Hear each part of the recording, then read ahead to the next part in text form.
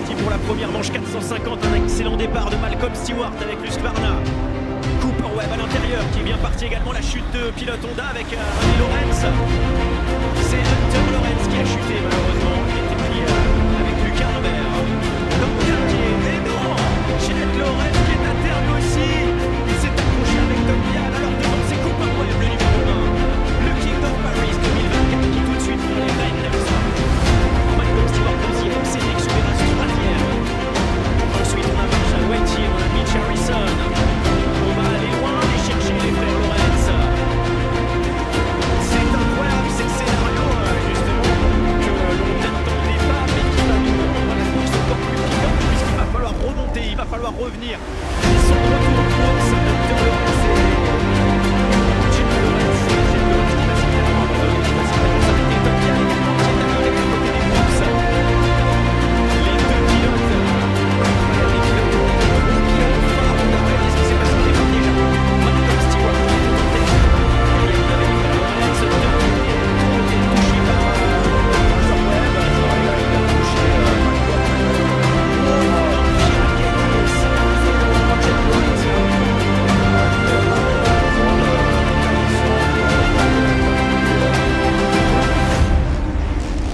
Et le King du Supercross de Paris 2024, Cooper Webb est en tête, le champion SX-US, le numéro 1.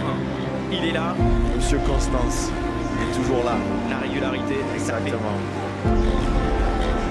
Malcolm Stewart est deuxième, Soubeyras, il est à sa place, il est troisième, il est là. C'est bien Malcolm, c'est bien Cédric.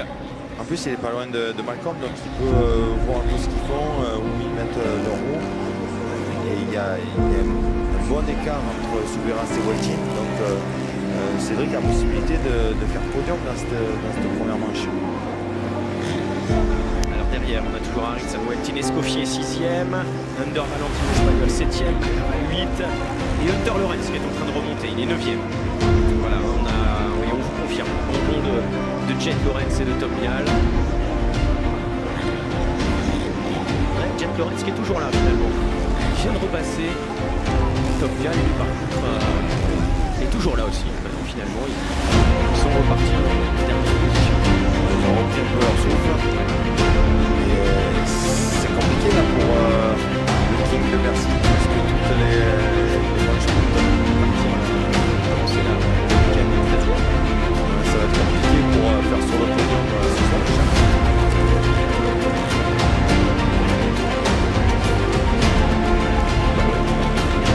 Hunter Lawrence qui prend la 8e place. Alors on voit ici Hunter Lawrence qui est en train d'aller chercher Under Valentine. C'est assez.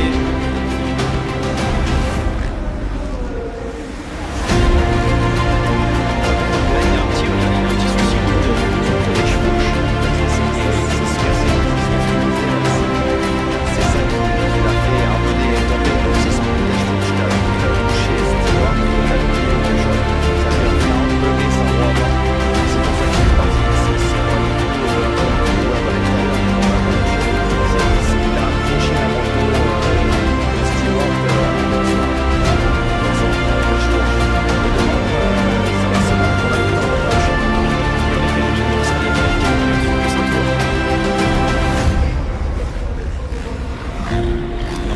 On en parlait aussi en pré-show que Malcolm était prêt dans la continuité, même moto. C'est le cas aussi pour Cooper Webb. Oui, mais c'est au même team. c'est quelqu'un qui a toujours bien roulé à Paris dans les courses exhibition, je dirais. Il a fait deuxième l'an dernier. Alors, on a pour l'instant le même classement que l'année passée.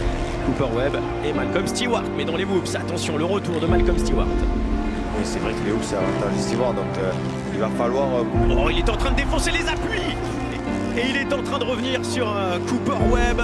Malcolm Stewart, il est impressionnant. Le public se lève. J'espère que vous aussi, vous êtes debout dans vos chaumières dessus le canapé. Là, nous, on est tout excités aussi avec un Malcolm Stewart qui s'énerve là. Ouais, c'est beau ce qu'il fait, il essaye. Mais c'est vrai que stratégiquement, c'est pas super parce que faut juste qu'il se mette dans sa roue avant les routes, s'il est mieux dans les routes. Donc sois patient, Malcolm, attends d'être bien derrière lui dans les routes, se décaler un petit peu. Il a manqué de patience un petit peu. On le voit, regardez.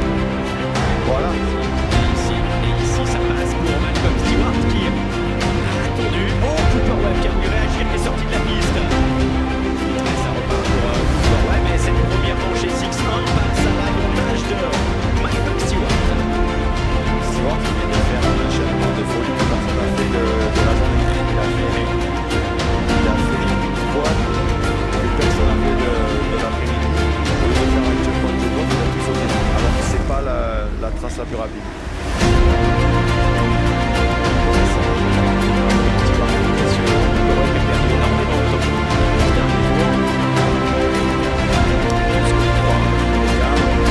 Le retour d'Hector Lorenz, 7e pour l'instant.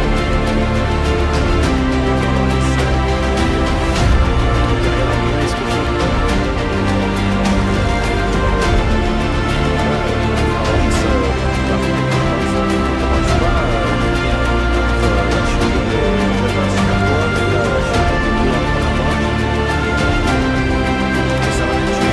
Parce qu'ils vont vouloir se racheter sur les autres. Donc, Ils n'auront que cet objectif, hein, gagner les autres manches s'ils souhaitent remonter au classement, c'est sûr.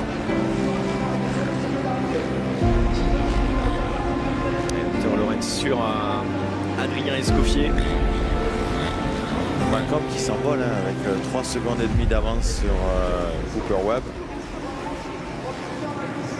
Comme qui n'a jamais gagné le Supercross de Paris pour l'instant.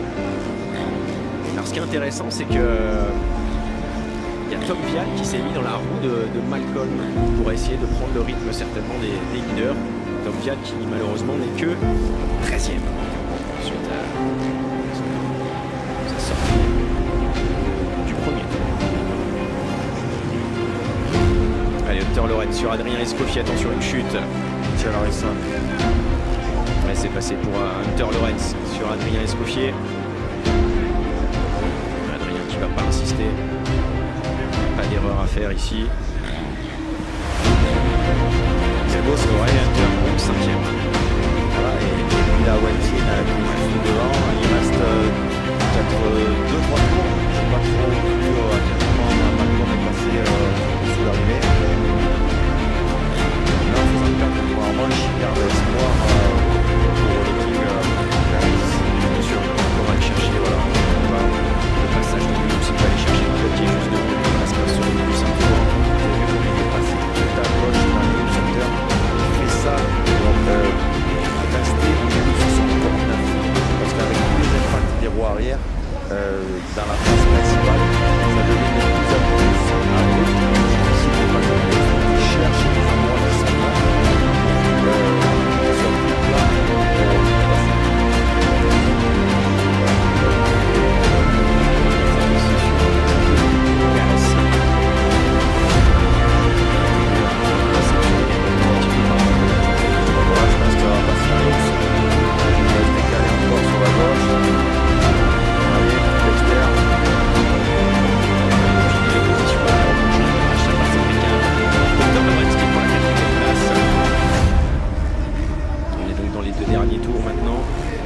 passer. Sur le podium, Cédric. Non, il a très bien géré. Le dernier tour pour Malcolm Stewart maintenant.